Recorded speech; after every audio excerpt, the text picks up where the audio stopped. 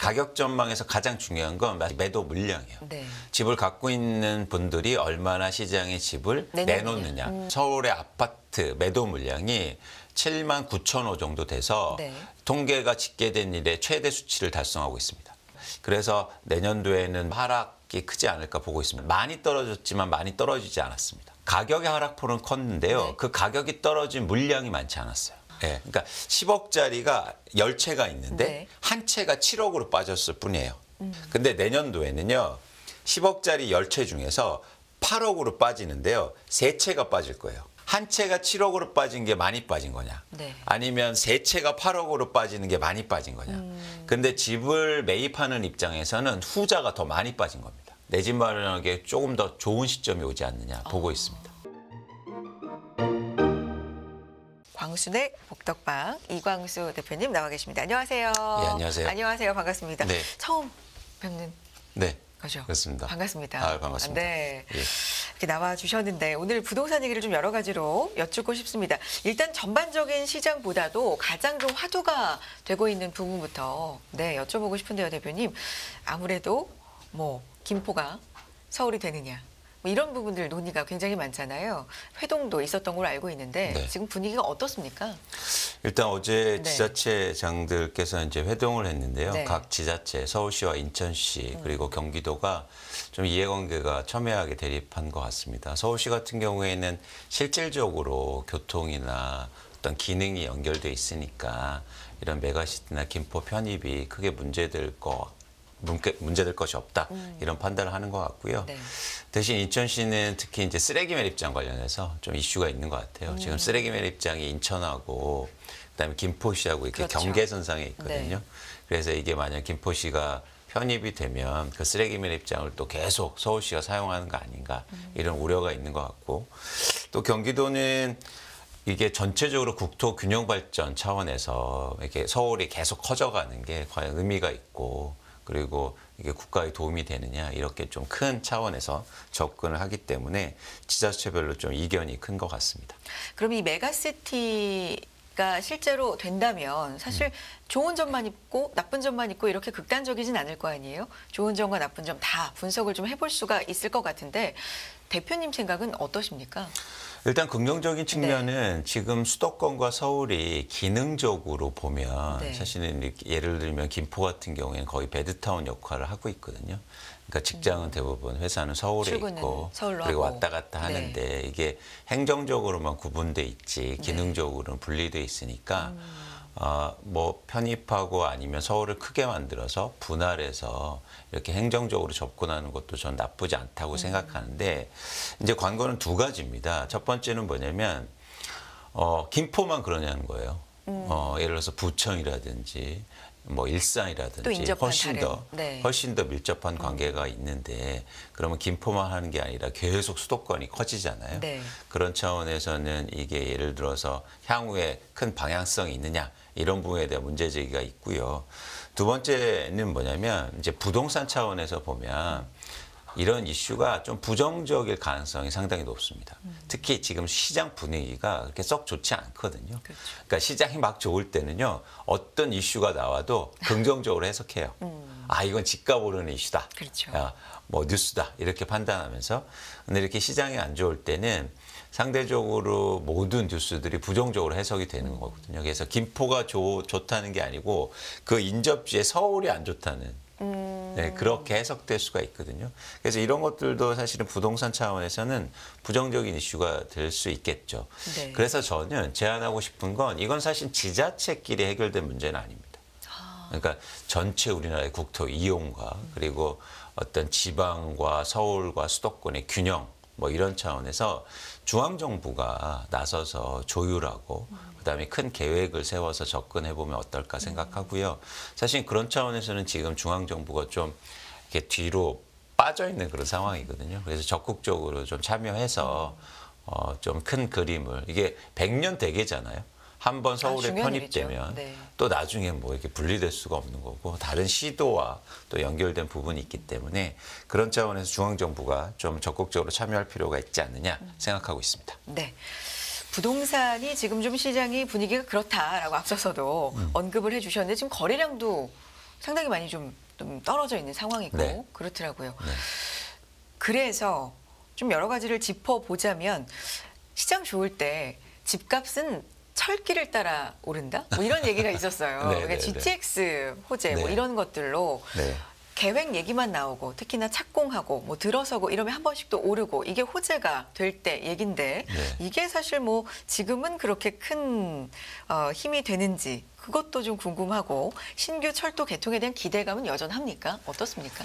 일단 중요한 게 네. 그 내년에 수도권 광역 급행철도 GTX라고 네. 하는 A 노선이 이제 개통이 되는데요. 그러니까요. 그동안 이제 기다려왔던 네. 일종의 그 지역별로 보면 그런 수건이 해결이 되는 거죠. 네.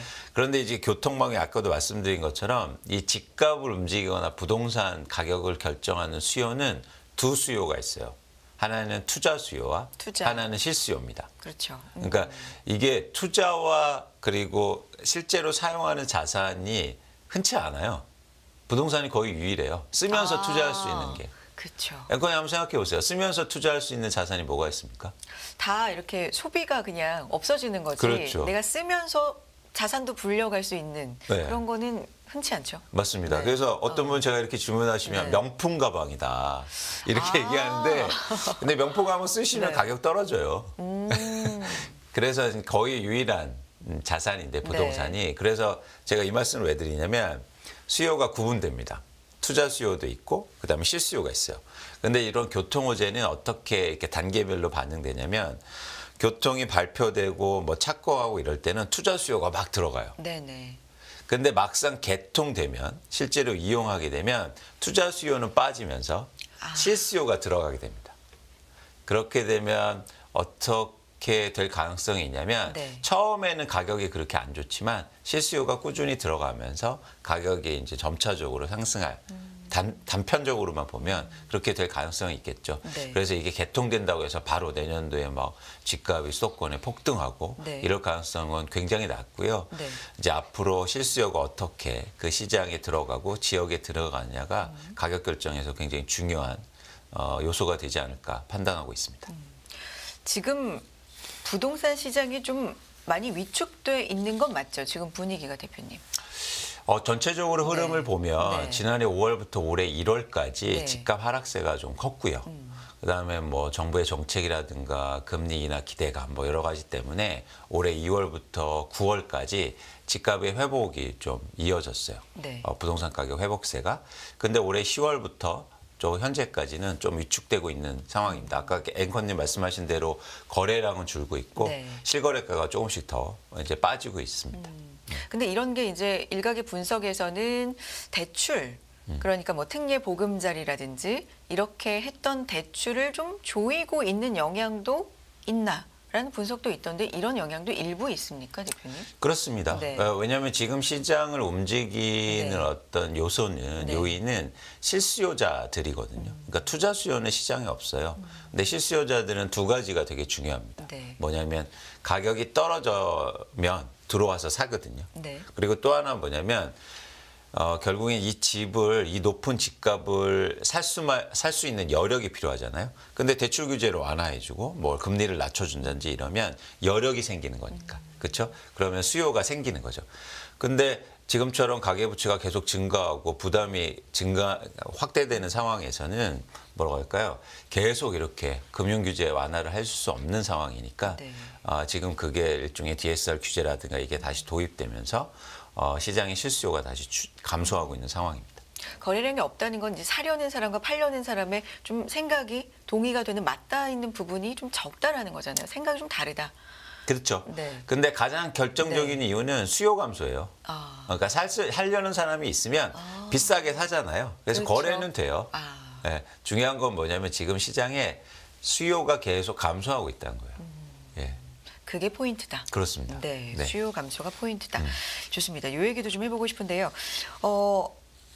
서울시가 강남, 청담, 삼성, 대치, 송파, 잠실일대 상가, 업무용 빌딩, 아파트를 제외한 모든 주택 토지거래 허가 구역 규제 대상에서 제외를 했다. 이런 이슈가 있었는데 이게 이제 확대가 될지, 뭐 아파트까지도 풀릴지, 뭐 영향은 어떨지 이런 점도 좀 궁금해지네요, 대표님. 일단 네. 이걸 토지 허가 거래 구역을 규제를 제외한 이유는 네. 빌라라든가 다세대 주택이 워낙 시장이 안 좋으니까. 지금 시장이 너무 네. 얼어 있으니까. 그렇습니다. 네. 전세 사기 등 때문에 네. 그래서 거래도 안 되고 워낙 가격도 많이 빠지고 이러니까 시장 활성화 차원에서 이런 정책이 나오는데요. 이게 그런 전제가 필요한 거예요. 그러니까 예를 들어서 아파트도 가격도 엄청 빠지고 거래도 안 되고 이런 상황이 전개가 돼야 이런 규제가 완화될 거 아니에요. 그냥 상황에서는 규제가 완화가 안 된다는 거죠. 그런데 사람의 심리라는 게 이상합니다. 그러니까 집값이 계속 빠지고요. 네. 시장이 안 좋은데 규제를 완화해 준다고 사지는 않아요. 이건 반대를 보시면 돼요. 가격이 막 오를 때요. 규제를 엄청 강화한다고 해서 집 안 사지 않잖아요. 그래도 사람이 이렇게 말씀해 주시니까 이해가 확 되네요. 네. 그렇죠. 그렇죠. 그때는 그래서 집값이 빠진다고 그렇죠. 해서 막 규제 완화해주고 네. 집 사라고 막 했을 때 과연 집을 살 거냐. 단기적으로 보면 그러긴 좀 힘들다. 그래서 그게 어떤 시장의 회복의 긴 측면에서는 신호일 수는 있겠지만 집값이 너무 빠지니까 그런 정책도 나오는 거다. 그래서 더 이상 빠질 게 없다라는 신호로 받아들일 수 있겠지만 그것 때문에 막 사람들이 또 달려들어서 집을 사거나 네. 이러기에는 좀 힘들지 않나 보고 있습니다. 그러니까 지금 토지거래 허가 구역 규제 대상에서 제외한 그러니까 완화를 시킨 이유를 봐야 된다는 말씀이시네요. 그렇죠. 그러니까 그렇죠. 아파트도 그런 이유가 있어야만 그렇죠. 완화가 될 수 있는데. 근데 그런 이유가 네. 있는데 규제 완화 때문에 또 시장이 살아나고 완화된다고 그래서 그러기는 힘들다. 네. 네. 알겠습니다. 네. 자, 또 부동산 얘기할 때 수요와 공급 얘기를 안 할 수가 없는데 국토교통부가 새로운 공공주택지구 조성 계획을 또 발표했습니다. 이게 부동산은 항상 좀 오른다 내린다로 봤을 때 양분화시키면 오른다는 분들이 있고 내린다는 분들이 있는데 오른다는 분들의 이제 결정적인 이유 중에 항상 하나가 공급이 부족하다. 내년에도 서울의 공급이 얼마나 부족한지 아냐 뭐 이런 이제 이유가 대표적으로 좀 많이 들리잖아요. 그런 의미에서 새로운 공공주택지구 조성 계획 이런 거는 집값 안정에 좀 기여를 할까 뭐 기대도 되는데 어떻습니까? 일단 네. 이렇게 공공주택을 지속적으로 분양하고 네. 그다음에 공급하는 건 정부가 해야 할 일이에요. 그래서 너무 당연한 일을 하고 있어서 뭐 예를 들어서 그런 일들을 하고 있다는 거고요. 중요한 건 이런 공급과 주택을 건설하는 공급과 부동산 시장과의 연관 관계인데요. 제가 한번 여쭤볼게요. 네. 우리나라 집이 많았던 적이 있습니까? 항상 부족하죠. 특히 서울은 항상 부족하죠. 서울에 집이 넘쳤던 적이 어디 있어요. 그런데도 불구하고 항상 부족했는데 어떨 땐 폭등도 하고 최근처럼 집값이 떨어지기도 하고. 그러네요. 그렇잖아요. 그래서 집값의 단기적으로 변동성을 일으키는 건 물론 뭐 10년이나 20년은 모르겠지만 최소한 3년과 5년의 이런 집값의 변동을 일으키는 건 이런 공급의 총량은 아니라는 겁니다. 네. 그리고 심지어 서울의 총량은요. 아파트의 총량은 지속적으로 증가만 해왔어요. 그렇지 않아요.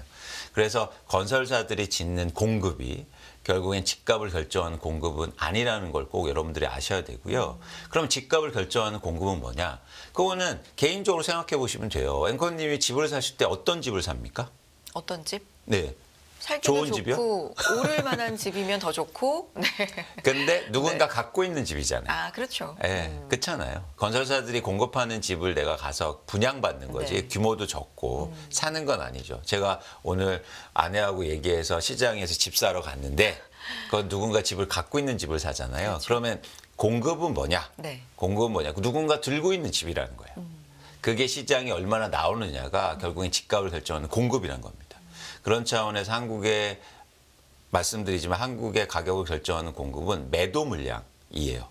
네, 그렇죠. 이런 사실은 핵심을 아시는 게 되게 중요합니다. 그래서 아무리 건설사들이 안 지어도 집을 갖고 있는 사람들이 시장에 매물을 많이 내놓으면 네. 그럼 공급은 증가하는 거죠. 우리나라 다주택자가 300만 명이 넘거든요. 근데 예를 들면 뭐 내년에 극단적으로 300만 명이 한 채씩 더 갖고 있는데 이분들이 경기가 안 좋다고 그래서 시장에 한 채씩을 더 내놓습니다. 그러면 전국에 300만 채가 공급이 증가하는 거예요. 이게 공급이라는 거죠. 그래서 결국에는 집값을 결정하는 공급이 뭐냐라고 물어보셨을 때 매도 물량을 체크하시고 판단하시는 게 되게 중요하다는 말씀을 드립니다. 수요와 공급을 흔히 볼 때 신규 공급 뭐 계획 이런 것들을 보는데 매도 물량이 실제 그렇죠. 집값을 공급이다. 결정하는. 그리고 우리가 사는 집은 그거다. 네. 네. 알겠습니다. 여러 가지 얘기 들어봤고요. 앞서서 최근의 부동산 시장 흐름을 짚어주셨는데 그것과 더불어서 올해가 이제 얼마 안 남아서요. 네. 내년도 상반기까지도 우리가 한번 미리 좀 그려볼 수 있으면 좋겠습니다. 지금 흐름으로 봤을 땐 대표님 생각은 어떠세요? 일단 2024년에 네. 부동산 저희가 전망이라는 게 결국은 가격이잖아요. 그렇죠. 가격 전망에서 가장 중요한 건 말씀드렸듯이 매도 물량이에요. 네. 집을 갖고 있는 분들이 얼마나 시장에 집을 내놓느냐. 그거에 따라서 집값이 결정될 가능성이 있고요. 네. 그런 차원에서 지금 예를 들면 서울의 아파트 매도 물량이 7만 9천 호 정도 돼서 네. 통계가 집계된 이래 최대 수치를 달성하고 있습니다. 그건 무슨 얘기냐면 집을 내가 투자 목적이든 어쨌든 가지고 있는 분들이 집을 내놓는 매물이 증가하고 있다는 거예요. 네. 그렇게 되면 집값의 하락 폭이 조금 더 커질 수 있다고 보고 있고요. 그리고 수요가 감소한 상태에서 매도 물량이 더 많이 증가하면 집값의 하락이 저희가 생각한 것보다 좀 더 클 수 있겠죠. 네. 그래서 내년도에는 매도 물량 증가와 그리고 수요가 쉽게 회복이 안 되면서 좀 집값이 조금 더 하락이 크지 않을까 보고 있습니다. 또 하나 중요한 건 네. 집값이 떨어지는 게 이런 게 있거든요. 그러니까 최근에는 제가 어떤 말을 하냐면 많이 떨어졌지만 많이 떨어지지 않았습니다. 어떤 얘기죠? 가격의 하락폭은 컸는데요. 네. 그 가격이 떨어진 물량이 많지 않았어요.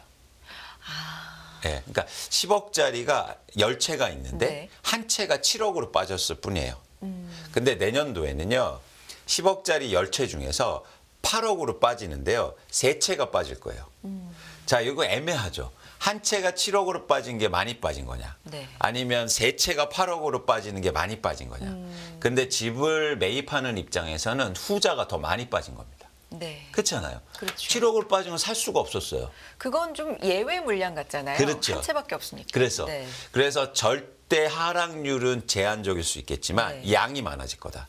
그래서 내 집 마련하기에 조금 더 좋은 시점이 오지 않느냐 보고 있습니다. 그렇군요. 금리의 영향도 좀 있을까요, 대표님? 그렇죠. 네. 금리는 두 가지 영향을 미치는데 네. 예를 들어서 고금리가 지속적으로 유지되면 수요를 계속 좀 위축시킬 가능성이 있고 또 하나 뭐냐면 집을 갖고 있는 분들도 대출로 갖고 있다면 고금리가 영향을 미치겠다. 이자 비용이 증가하니까. 이 금리라는 게 어떤 영향이 있냐면 네. 단기적으로 증가했을 때는 상승했을 때는 기대감이 있죠. 아, 일시적일 거야. 저금리가 또 금방 될 거야. 그런데 이게 고금리가 지속되면 사람들은 적응적 기대를 하게 되거든요. 그럼 이거 계속 되겠네. 그럼 내가 뭔가 액션을 해야겠네. 네. 행동을 해야겠네. 그런 차원에서는 당연히 매물에도 영향을 줄 수 있습니다. 여기까지 네. 듣도록 하겠습니다. 고맙습니다. 광순의 복덕방 이광수 대표였습니다. 고맙습니다. 고맙습니다. 네.